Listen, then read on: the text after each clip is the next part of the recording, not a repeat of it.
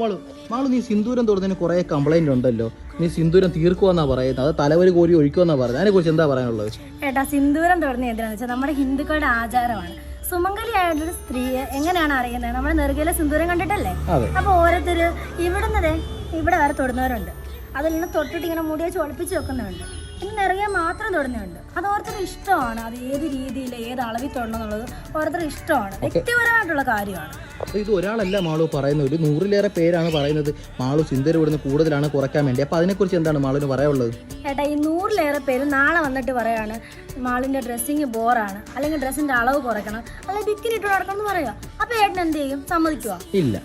ഏട്ടാ, മറ്റുള്ളവർ പറയുന്ന കേട്ട് മുന്നോട്ട് പോകാനാണെ പിന്നെ അതിനേ നേരം കാണുള്ളൂ. ഏട്ടാ, ഞാൻ ഈ സിന്ദൂരം ഇടുന്നുണ്ട്, ഏട്ടനോ നമ്മുടെ വീട്ടുകാർക്കോ യാതൊരു പരാതിയില്ല.